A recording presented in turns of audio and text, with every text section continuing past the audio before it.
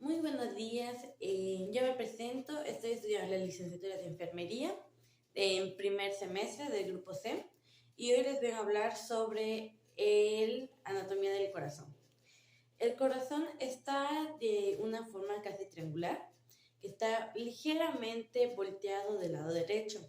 Se conforma de tres caras que son conformados anterior, inferior y pues técnicamente, pues como está en el pulmón derecho y en el pulmonar izquierdo, pues se convierte en cuatro caras técnicamente. El corazón es un órgano que está conformado aproximadamente entre un peso de 200 y 400 gramos. Igual se puede ver que está conformado de cuatro cavidades. La artícula derecha, la artícula izquierda, la ventrícula derecha como una ventrícula izquierda. Igualmente está conformado por cuatro válvulas, que es la tricúspide, la pulmonar, la mitral y por último la aórtica. Cada uno está conformado por valvas. La tricúspide está formado entre tres valvas, la pulmonar entre tres valvas, la mitral dos y la aórtica dos valvas. La artícula derecha se encarga de llevar la sangre desoxigenada que pasa por la válvula tricúspide, que es una que está dividida en tres partes, que se abre y se cierra. Y se encuentra con la ventrícula derecha, que lo mismo es como la tricúspide, que se encarga de abrir y cerrar, que es cuando traspasa la sangre y se abre una, se cierra otra, se cierra esa, se abre otra. Entonces, está conformado por la ventrícula superior, que es la que va a transportar la sangre en la válvula pulmonar y se va a oxigenarse con los pupilares alveolares, que ya habíamos, que más adelante lo seguiremos viendo, ya que pues eso ya es parte de los pulmones que hacen el trabajo de oxigenar la sangre. El corazón está conformado del ventrículo derecho, tiene en la válvula tricúspide y también se encuentran las cuerdas tendinosas, que está pegada a la válvula tricúspide a las musculares pupilares. Igual vamos a tener en cuenta que la trabécula septomarginal es el que reconecta también. Del lado del ventrículo izquierdo también podemos encontrar con la trabécula carnosa, que capilares finas, porque en el lado del ventrículo derecho no tiene el mismo grosor a comparación del ventrículo izquierdo.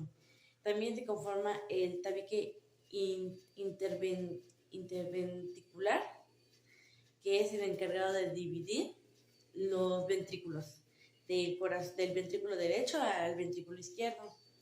De ahí, pues pasa la sangre, como vuelvo a repetir, y llega hasta los pulmones, que se encargan de oxigenarlo, porque ya que pasa sangre desoxigenada y pasa a oxigenarse en la red alveolar. La artícula izquierda se encuentra en la válvula mitral y pasa en el ventrículo izquierdo, que viene siendo la sangre desoxigenada, y se encuentra igual en la válvula aórtica, que pasa por el aro aórtico.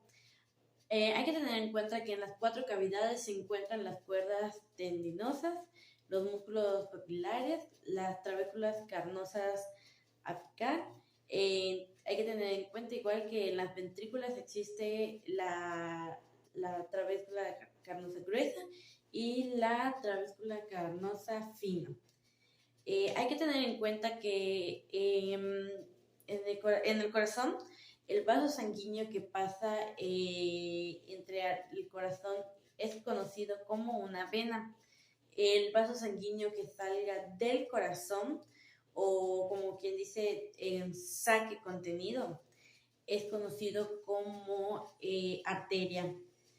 Igual hay que tener en cuenta que el corazón no está solo así de que pues muy al aire, sino que tiene sus capas que lo protegen.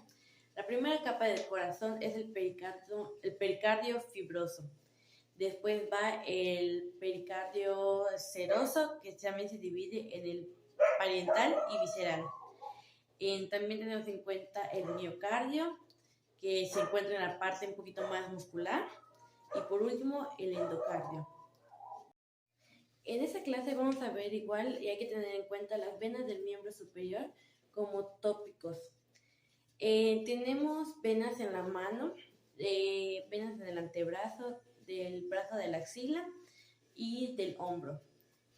Vamos a empezar con las venas de las manos, porque simplemente porque el sistema venoso es como lo contrario del sistema arterial, porque en el sistema venoso está encargado de transportar la sangre pobre en oxígeno y rica en dióxido de carbono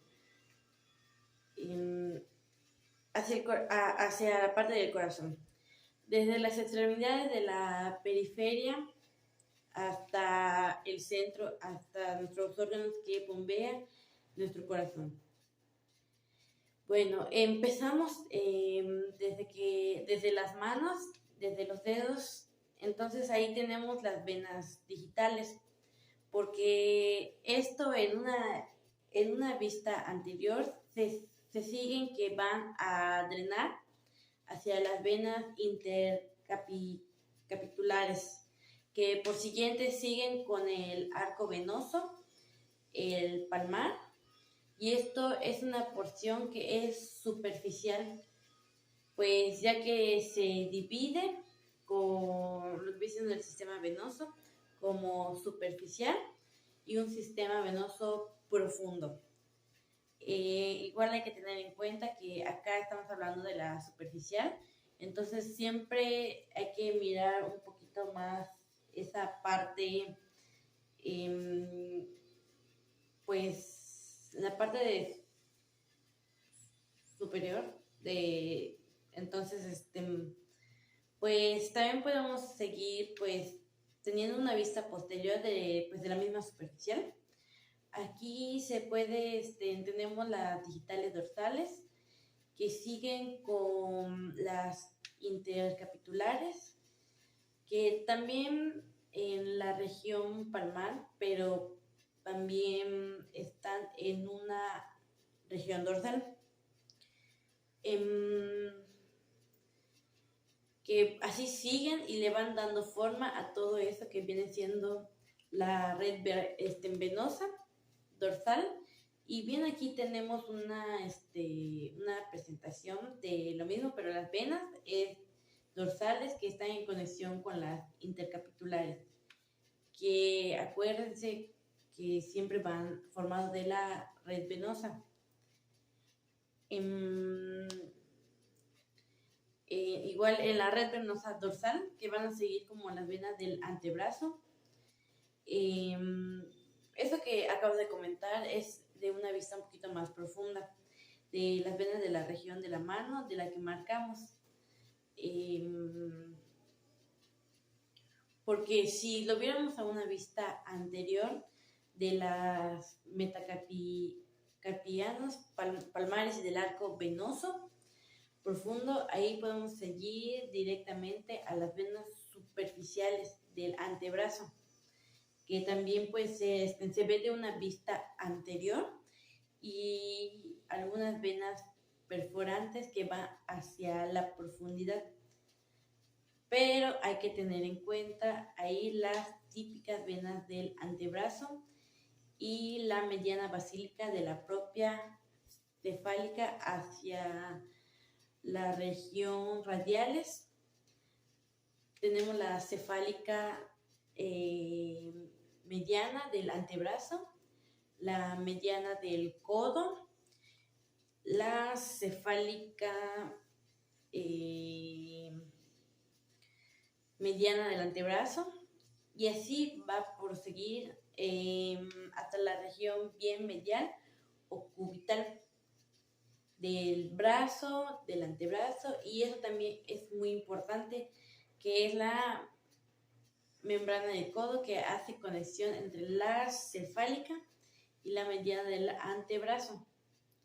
Y bien, la basílica tenemos entonces una representación de estas venas un poquito más específicamente en el codo. Marcamos de ahí, como le había hablado, la basílica cefálica, que de ahí va la mediana del antebrazo, y entonces va a conectar todas las 3 venas medianas del codo. De ahí podemos seguir de la cefálica hacia un set así como basílica. También perfecto porque pues igual algunas variaciones que tenemos en esa región de varias... no todas las personas lo llegan a tener la misma conformación. Tenemos la típica clásica vena que está conformada como les había comentado un poquito más atrás, la cefálica mediana del antebrazo de la basílica, que entonces va a estar interconectados con la mediana del codo. Es venosa que hay en esas variaciones, también como una cefálica accesoria, donde tenemos la mediana basílica pero tenemos varias cefálicas accesorias. Ahora vamos por la porción superficial del brazo, que quede marcado ahí la mediana del codo, que es importante, pero muy importante, hasta directamente en el brazo, que es la basílica así en la región medial, y la cefálica de la región para ir en el lateral superficial. Entonces podemos ver que la basílica, la mediana del antebrazo, y la cefálica que viene, y la mediana del codo, y entonces acá va a continuar hacia el brazo, y se va también a continuar como cefálica en el brazo. También perfecto, ya que pues ahí podemos marcar un poquito más de profundidad. Acuérdense que hablábamos de que pues había un poquito más de profundidad. En esa región del brazo le marcamos la braquial, y es ahí ahora en la parte de la axila hasta el hombro y el seguimiento del brazo, y entonces ahí donde marcamos el hiato de la basílica, donde se encuentra la fascia. Entonces se llama hiato de la basílica de acá a la región lateral, entonces va a la dirección hacia el surco del pectoral. ¿Cómo está conformado el surco? Bueno, ahora vamos a comentar que el surco pectoral, porque es todo lo que viene marcando del deltoides vector y al vectoral mayor, así como el surco vector del vector a donde pasa la cefálica, así vamos hacia la profundidad de esta región de la axila, el hombro, y así tenemos de ahí el tórax color, así como un color, como hablamos del color del hueso, como así, como no es blanquito, es como así, rarito su color. Igual eso va a ayudar directamente a drenar en el lado de la axila, que también es un actor que acoge epigástrica y va a drenar ya a su subclavia, pero lo importante de la braquial es la profundidad acá, que va a seguir como la axilar. La axilar, claro que va a volver subclavia. Muy bien, pues podemos ver entonces que la axilar, entonces después de la clavícula, se vuelve subclavia. Tenemos entonces igual el origen que vemos recién en la parte arterial que vimos en la primera parte que estamos hablando. Directamente, como habíamos dicho, el principio es que va desde la periferia hasta el corazón, hasta el centro de la vida, porque pues técnicamente, como habíamos comentado, pues el corazón es muy importante, ya que le da circulación a la sangre de todo el cuerpo, y donde pues como estamos comentando ahorita de lo que trata esto. El corazón es muy importante, ya que es el que bombea, es la que circula la sangre, entonces es el centro de nuestra vida. Y tenemos también la subclavia, que entonces va junto. También como va a llegar hacia la parte del corazón, que tenemos las ramas que directamente la cabeza yugular, interna yugular, externa yugular. Pero bien, lo importante acá es que hay una clave directamente que pues es la que drena hacia la vena cava superior. Entonces directamente va a llegar hacia la aurícula derecha. Lo cierto, donde va a llegar todo el sistema venoso, de donde va a llegar nuestro cuerpo. Pues ya que ya vimos, ya platicamos sobre las partes del corazón, y pues ahí se especifica un poquito más de cómo pasa la sangre desoxigenada y Muy bien, ahora hablaremos sobre cómo funciona el bombeo y el desplazamiento del corazón. El corazón es como una bomba que es utilizado como, hay que tener en cuenta, como una forma se divide en un cuadrado de 4 partes. Primero que nada, ¿por qué se compara el corazón como una bomba? Ese dado se hace referencia a que el corazón es un órgano de cavidad que es responsable de recibir y bombear la sangre a todo el organismo, partiendo del anterior del corazón, que lo representamos como un cuadrado. De esta forma, realmente por bombas separadas, las bombas del corazón derecho, y que es la encargada de recibir la sangre oxigenada de nuestro cuerpo y bombearla hacia los pulmones. La bomba del corazón izquierdo, que se encarga de recibir la sangre y oxigenada de los pulmones. Se encarga igual de bombear la de todo el cuerpo humano. De su vez, cada una de esas mitades de la bomba bicameral, en donde la parte superior recibe el nombre de las aurículas, de la parte inferior de ventrículos de estos de la fuerza principal. Hay que tener en cuenta como contracciones que hablemos, así que se expanda y es así. Es la encargada de recibir la sangre oxigenada mediante de 2 venas. Hay que tener en cuenta que son 2 venas, o sea, 2 caras. La vena cava superior y la vena cava inferior. La aurícula derecha bombea la sangre al ventrículo derecho. Entre la aurícula derecha y el ventrículo derecho, que se encuentra la válvula tricúspide, que ya habíamos hablado cómo era la válvula tricúspide, que se encarga de abrir y cerrar. Las válvulas cardíacas ya son muy importantes porque evitan el movimiento retrógrado de la sangre, por lo que se derivan bastantes problemas en caso de lesionarse por abusos de corazón. Ya habíamos hablado que teníamos en cuenta que está conformado de 4 válvulas muy importantes, que 2 de ellas están ubicados entre la cámara bicameral y entre la aurícula.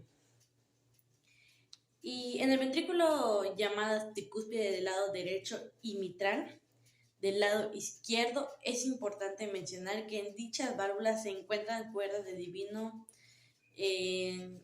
ya que unen la válvula con los músculos capilares encarnados para evitar la contracción ventricular.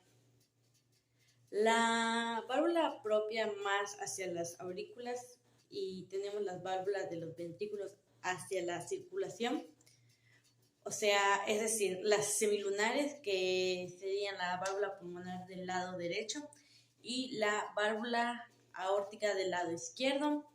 Y bien, esto es referente a que las válvulas muy importantes siempre hay que considerarlas retomando el trayecto anterior. Una vez que la sangre está en el ventrículo derecho, es bombeada a través de la válvula pulmonar, que ya habíamos dicho que donde se ubicaba, en la parte superior, hacia la arteria pulmonar. Una vez que la sangre es el oxígeno de los pulmones, la sangre regresa al corazón mediante de las 4 venas pulmonares. Hacia la aurícula izquierda, hacia la aurícula izquierda bombea la sangre al ventrículo izquierdo, pasando por la válvula mitral. Y finalmente el ventrículo izquierdo bombea la sangre a todo el cuerpo mediante la aorta, pasando por la válvula aórtica hasta el punto que hemos comentado por generalidades de elementos morfológicos que componen la gran bomba sanguínea llamada corazón. Pero ¿quién dirige la frecuencia y la fuerza del bombeo? Muy bien, bueno, pues esta parte importante es importante mencionar que en este sistema de excitabilidad y conducción, es decir, el corazón posee una serie de mecanismos especiales que producen lo que conocemos como ritmicidad, o sea, tiene ritmo, ritmicidad cardíaca, que transmite potenciales de acción y todo músculo cardíaco que genera la contracción. El ritmo cardíaco, dichos mecanismos y potencial de la acción que genera el músculo cardíaco son realizados por una sesión aparte de la serie así de pues, que ya habían visto, que yo les mostré sobre cómo funciona el corazón, viene siendo del aparato cardiovascular, dado que no es la finalidad de pues este tema. Sin embargo, también hay que mencionarlo porque es importante, pues ya que mencioné con lo del músculo cardíaco, y muchas células musculares cardíacas en las que las células están tan interconectadas entre cuando una célula como que se emociona, no sé, se expande, se excita. El potencial de la acción propaga rápidamente a todas las anteriores de las unidades comunicantes. Dura y permite una rápida difusión de iones perfectos. Podemos hablar un poquito más de cómo se exalta esa parte en la excitación especializada. En la conducción del corazón todo comienza con el nódulo sinusal, también llamado como nódulos, y no articular. Un marcapasos natural que acabamos como... ¿Cómo es el marcapasos natural? Pues son unas fibras cardíacas con la capacidad de una autoexcitación, es decir, como producir descargas y contracciones rítmicas. Automáticamente, estas fibras de nódulo sinusal cumplen dichas características que por lo tanto son los que hacen que funcionan como quienes originan los potenciales de la acción. Pues están la acción primarios para las contracciones en condiciones pues normales. Morfológicamente, el nódulo sinusal es una bomba elipsoide aplanada y pequeña de músculo cardíaco de esta localización, de la pared posterior. De lateral superior de la artícula derecha, inmediatamente inferior y ligeramente lateral de desembocadura de la vena cava superior de los potenciales de la acción que se origina en el nódulo sinusal que propaga por toda la masa muscular. Muy bien, articular hasta llegar al nódulo auriculoventricular, está larguísimo el nombre. El potencial de la acción se disemina del nódulo sinusal del nódulo auriculoventricular mediante las vías internas de las áreas que son tres, nombradas como anterior medida, posterior y bien otras fibras que se atraviesan aparentemente auricular para la excitabilidad de la aurícula izquierda. Ahora bien, el nódulo auriculoventricular es bastante dado, evita la contracción auricular y ventricular, como su nombre lo dice, que al mismo tiempo si fuera el mismo tiempo del bombeo del sanguíneo. Resultaría totalmente ineficaz dado a que no permitiría el acuerdo llenado de las cavidades, lo que el nódulo auriculoventricular retrasa la conducción del impulso y las aurículas de los ventrículos de retraso pues pueden ser aproximadamente entre los 0.3 segundos, aproximadamente un retraso añadido inicial de conducción, pues sí, entre unos 0.3 segundos de nódulo, sin usar, dando un total de retraso así de puntos 16 segundos aproximadamente. Pues puede ser que, pues como dice, créeme que es suficiente para que surja un retraso, principalmente por la disminución del número de uniones de la hendidura entre varias células sucesivas de las vías de conducción y de estas uniones en hendidura que pues mencionábamos anteriormente. No es importante mencionar que el nódulo auriculoventricular está localizado en la pared posterior lateral de lo que viene siendo de la aurícula derecha. Inmediatamente detrás de la válvula tricúspide, el nódulo auriculoventricular surge de la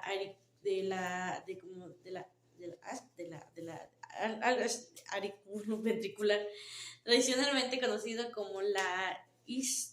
Dicho encuentra ubicado en la tabique interventricular y tiene la medición aproximadamente de así pequeñito, 1 centímetro de longitud, antes de dividirse de la rama izquierda y la rama derecha. De la auriculoventricular, concluyendo ambas ramas de las fibras de Purkinje, quienes son encargadas de la transmisión de impulso rítmico de las ventrículas. En total, en tiempo del impulso desde el nódulo, sin usar hasta las últimas fibras del Purkinje, es de unos, lo había leído, 0.22 segundos, y es así como se genera una función de bomba eficaz de nuestras cavidades, de nuestro corazón. Y bueno, pues, y en contra de la facilidad de la excitación de las fibras del sistema de la conducción, pues, esas se encargan de los nervios simpáticos y pues parasimpático, entre otras cosas que no son principalmente estos, pues, son estos dos, ¿no? Todos los mencionaremos, pues, un poco, de tal manera de que la estimulación parasimpático, es decir, la vaga de la ralentiza el ritmo y la conducción de la cardíaca. Por la liberación de la acetilcolina, ay, qué difícil son esos nombres.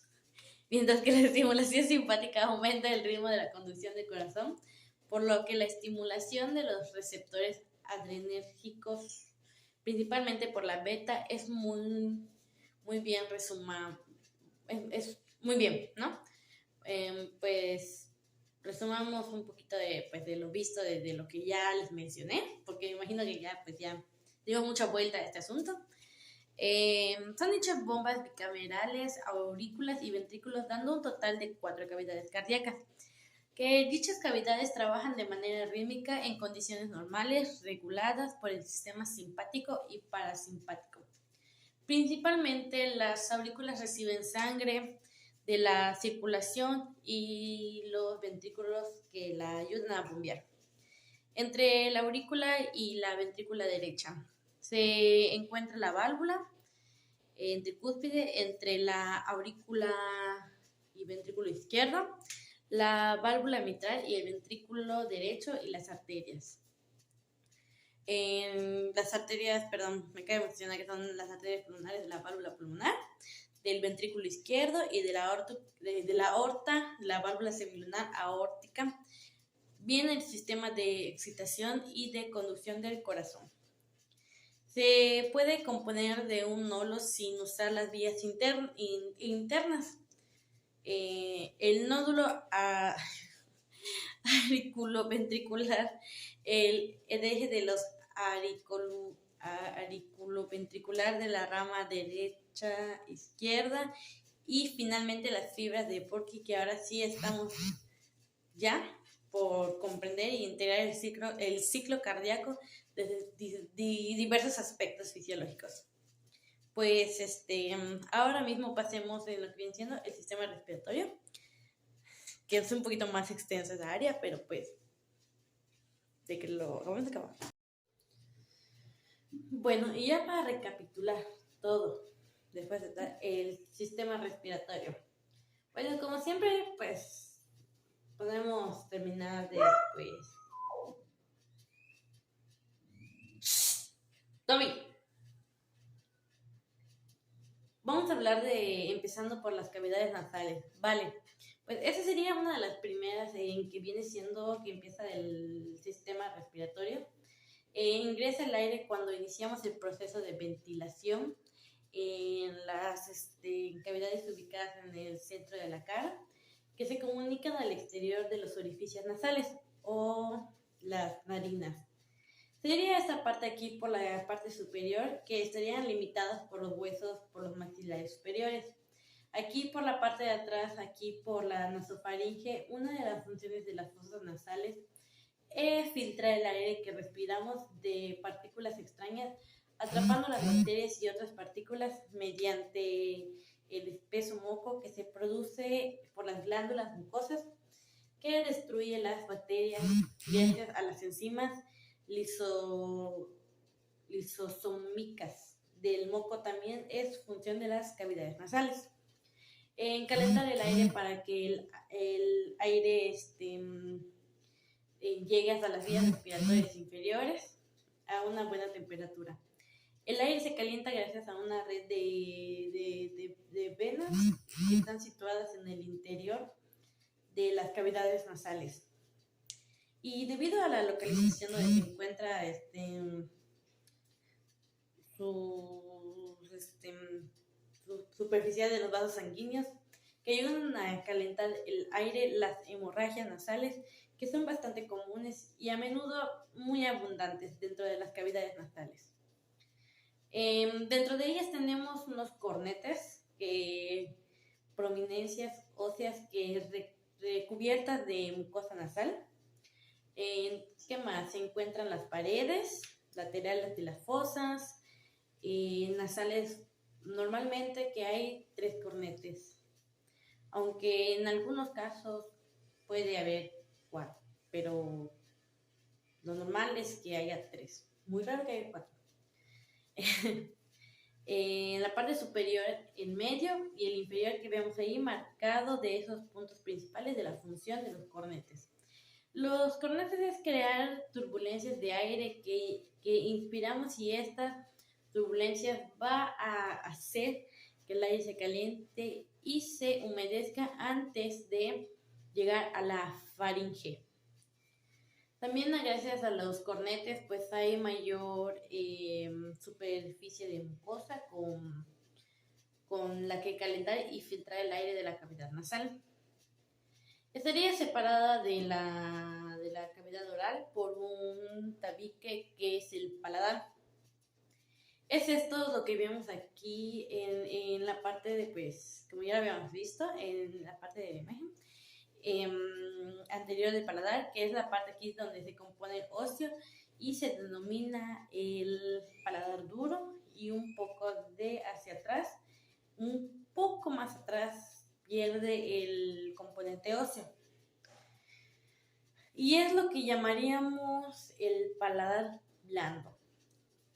La siguiente parte que vamos a ver igual es la faringe, que sería esta parte de pues de atrás de lo que viene siendo de la boca, que luego va así para abajo. Sería la parte posterior de la siguiente, que pasaría al aire que comparte sus funciones en caso de la faringe con los aparatos digestivos, con un conducto de 13 centímetros de longitud, y la faringe es comúnmente llamamos la garganta, que conocemos como la faringe, que se divide a su vez en 3 partes, que vamos a ver que por separado.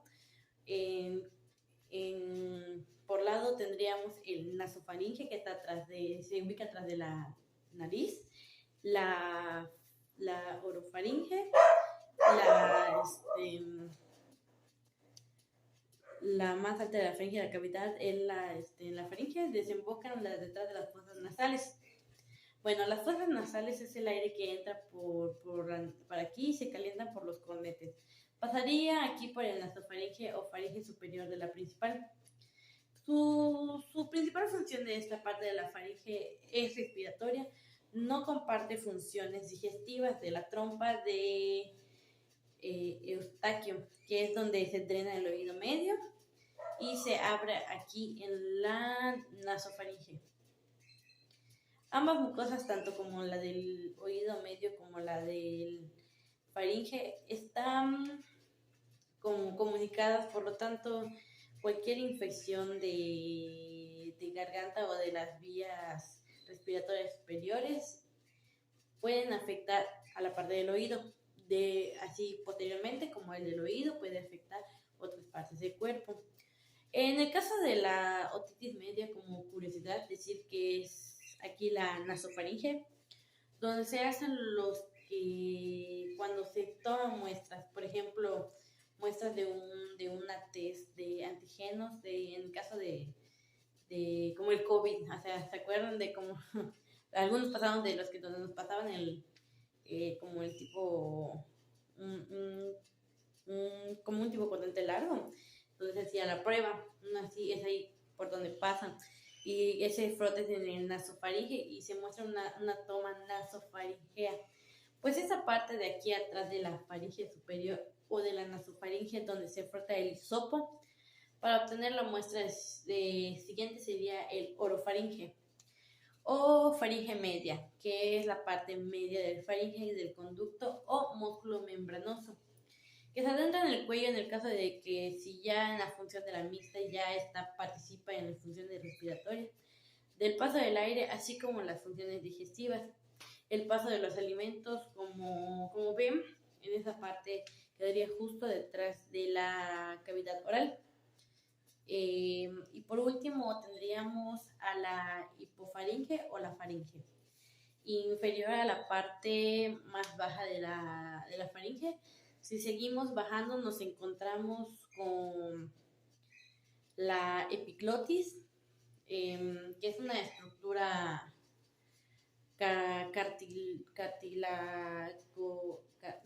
cartilaginosa de forma ovalada que se coloca sobre el orificio de la entrada de las vías respiratorias inferiores. A modo de tapadera sería esa parte de ahí, esa zona de aquí. Entonces se encuentra la base posterior de la lengua y se dispone a un vasto del sistema muscular para sus movimientos de epiglotis, que se abre para permitir la entrada del aire en las vías respiratorias y se cierra durante la deglución, porque pues como lo habíamos visto en anteriores clases, no es así, se divide en dos orificios, en donde pasa el aire y donde pasan los alimentos, pues ya que no pasan por el mismo área, y pues para que pase el aire se tiene que cerrar la cavidad de los alimentos, y para que pase el alimento se cierra la cavidad de los aires, o si no, pues pasa un accidente como el atragantamiento que llega a pasar. Se cierra durante la deglución de alimentos, accediendo a la laringe y tapando la apertura de la laringe para impedir que la comida o el agua ingrese en las vías respiratorias, y puede provocar una broncoaspiración. De hecho, si se toca la garganta ahora mismo, pues pueden tragar saliva y notar que hay una estructura que sube y luego se desciende una vez que hemos terminado de deglutir. Una vez que hemos terminado de tragar, bien, pues eso es la laringe ascendiendo a la pilota y cerrando las vías respiratorias, luego relajándose de nuevo mientras continuamos con la respiración, como les había comentado. Él sí se adentra en algún cuerpo extraño por si hay un broncoaspiración y entra en un cuerpo extraño en la que la laringe se dispara el reflejo de la tos. Como igual ya habíamos comentado, pues es atragantamiento, y así poder expulsar la sustancia para evitar que llegue a los pulmones. A ese reflejo de la tos no funciona exactamente cuando perdemos conciencia. Por eso es muy importante una persona cuando está en el estado de inconsciencia, ya que no intentará administrar ningún tipo de líquidos ni sólidos porque puede sufrir una broncoaspiración. Bueno, pues una vez que el aire ha pasado en el epiglotis, pasaría a la laringe, que es la siguiente parte del aparato respiratorio. ¿Qué vamos a ver en la laringe? Bien, la laringe es un conducto formado por 8 cartílagos y las que nos rígidos es supuestos que nos permite el paso del aire desde la faringe hasta la tráquea de su interior, que estaría en la glotis, y las cuerdas vocales y su función de dirigir el aire y participar el habla aquí en la laringe. Tendríamos el cartílago en tiroides, que sería esta la estructura pues se muestra, es el primero más grande de los anillos, de todo lo que viene siendo que se divide, de los cartilaginosos y salidos de forma de las paredes laterales y anterior de la laringe, consta de los dos láminas que se unen y forman un ángulo anterior que hace la prominencia y forma una nuez. Está marcada de los hombres, de las mujeres, o sea, ya muchos, ¿sabes? ¿No? Inmediatamente debajo del cartílago se encuentra un anillo de cartilaginoso situado por delante del esófago, y por debajo de ese cartílago tiroides estaría en la zona y formaría un límite inferior de la laringe. Se apoya en la parte superior del esófago por debajo del cartílago. Del cartílago cree, en donde empezaría la tráquea, que es la siguiente estructura anatómica del sistema respiratorio. Vamos a ver que por lo tanto, por lo que hemos llegado a ver ahora mismo, el aire estaría en las fosas nasales, que pasaría por la faringe y aquí por la epiglotis abierta, que ingresa en la laringe y posteriormente a la tráquea del epiglotis. Se cierra el de alimentos, como habíamos comentado, que ingerimos, o los líquidos para a través de la boca van a pasar por orofaringe, de aquí va a ir a la hipofaringe. En lugar de ingresar exactamente vías respiratorias, van a ir por el esófago, que en esta parte es el tubo en la que baja en paralelo a las vías respiratorias.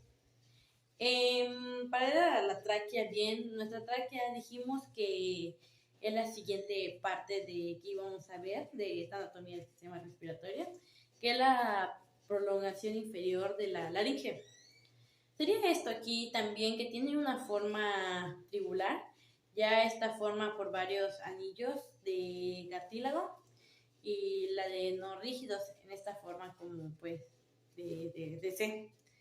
Tiene una longitud promedio de 10 a 12 centímetros, evidentemente en personas altas muy grandes pues será un poquito más grande, creo, y en personas de estatura pequeña será pues como un poquito más, recorre la parte central del cuello. Desciende por la cavidad torácica y se acaba bifurcando en los dos bronquios, que aquí vale de entonces la función de la tráquea simplemente en permitir el paso del aire, expirando y filtrando mediante de su mucosa. Interna de la mucosa de la tráquea repleta de prolongaciones, auxilios o glándulas secretorias de moco protegen y filtran el aire antes de que ingresen los pulmones posterior de aquí. Tráquea estaría lidiando con el esófago, que baja paralelo en la tráquea bien. Lo siguiente también tendríamos a la famosísima carina, que es la parte en la que se finaliza y aquí en donde la tráquea se divide esta zona se compone o se le conoce como carina, ya que la que lo descubrió, pues así se llamaba, donde se bifurcan los bronquios principales, como derecho e izquierdo. Muy bien, pues hablemos ahorita de los bronquios, como primario, derecho e izquierdo, que son los dos conductores laterales de los bifurca de la parte final de la tráquea. El sistema respiratorio tiene muchos. La tráquea de bronquios conserva de la forma tubular de la tráquea y la estructura cartilaginosa, que recorre una breve trayecto como vemos pues extrapulmonar, para después introducirse en respectivos pulmones. Pues vamos a ver un poquito más separado, pues primero lo primero, el bronquio principal derecho, que es el que se introduce en el pulmón derecho y a su vez se divide en 3 bronquios. Esto va para largo. Los bares se llaman bronquios, los bronquios global superior, medio e inferior. Y cada uno abarca su respectivo lóbulo superior. Medio e inferior. Es importante saber que los bronquios, principalmente derecho, es más ancho, es más corto, es un poco más, tiene un poquito más de inclinación, un poquito mayor que el izquierdo.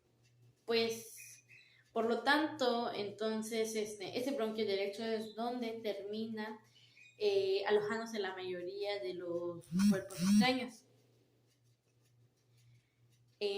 que inhalamos y se introduce en algún cuerpo extraño de los niños, que es muy típico. Pues con piezas pequeñas que plástico que pues se introducen, ¿no? Porque pues son muy, no sé, o sea, muy, no sé, tercos. Entonces en bronco que aspire, pues es como que aspire, ¿no? Y pues pase por el esófago e ingresa a la laringe y pase por la tráquea, llegue al final a la tráquea, pues la mayoría de estos objetos o de alimentos quedaría aquí. En el bronquio principal de derecho, por lo que hemos comentado, es un poquito más ancho, ¿no? O sea, porque pues igual es como, tiene hasta, a comparación del lado izquierdo, aunque está dividido en 2, este lado está dividido en 3. Pues el ángulo que tenemos el bronquio principal izquierdo, que es el centro, se introduce el pulmón de izquierdo. En este caso se divide en 2 bronquios, los bares superior e inferior, porque en ese caso el pulmón izquierdo, como es un poquito más pequeño en comparación del derecho, solo tiene 2 lóbulos, que es superior e inferior. Luego de estos bronquios, lugares que hemos visto, hay 5 en total, 3 del lado derecho, 2 del lado izquierdo. Se dividen los bronquios segmentarios, que hay hasta 20 bronquios segmentarios. Estos a su vez, los bronquios lobular, los bronquios lobulares se subdividen de los bronquios, que son terminaciones microscópicas que llevan alvéolos pulmonares, y en esa parte de las ramificaciones bronquiales lo vemos en otra parte pues independiente. Por último tendríamos a los pulmones derecho e izquierdo. Son 2 órganos que forman tejidos conjuntivos que tienen la consistencia esponjosa y se sitúan a ambos lados de la cavidad torácica, por debajo de la costilla, y apoyando sobre el diafragma, que está en el músculo, que tiene la participación importante también en el proceso de ventilación, pues ya que pues seguimos hablando de pues, el sistema respiratorio. En 2 pulmones que hay en el espacio se denomina mediastino. En ese espacio de mediastino, en donde están grandes vasos sanguíneos y el corazón del interior de los pulmones, como ya hemos visto, se encuentran bronquios, alvéolos, vasos sanguíneos. Toda su estructura permite que realice el proceso de la respiración y de las superficies recubiertas de la capa. Reciben el nombre de la pleuta en el lado del pulmón derecho, que se divide en 3 lóbulos. Tenemos el lóbulo superior, que es aquí, tenemos el lóbulo medio y también tenemos el lóbulo inferior. Bueno, vale, el lóbulo superior, medio y superior separado por la hendidura que recibe el nombre de la fisura menor, y el lóbulo medio e inferior estarían separados por la fisura mayor. Sin embargo, el pulmón izquierdo está dividido por dos lóbulos, el superior y el inferior, separados ambos por la fisura del pulmón. Aquí el pulmón izquierdo también vemos está escotadura, que se llama escotadura cardíaca. Así, por el lado izquierdo es donde la mayoría de las personas tenemos el corazón. Alojaría en ese espacio en que queda el mediastino e invadiendo un poquito de la zona del pulmón izquierdo. Bueno, eso es todo lo que vemos. Un pequeño repaso breve de todo lo que ya bloqueé. Hablo muy rápido porque la verdad es mucho lo que tenía que ver. Hablamos de algún otro, pues, no sé, profundizar en conceptos en abordar. Un poquito más de profundidad que hablar de, pues, definiciones bronquiales, superficies amplias. Podemos, pues, dejarlos aquí. Pues hasta aquí termina el sistema respiratorio. Ya, pues, que todos tienen casi el mismo nombre parecido, nada más la diferencia es que, pues, que es superior, inferior, derecha, izquierda, se dividen en más y más, ¿no? Pero eso sería todo por hoy. Muchas gracias. Espero que salga bien.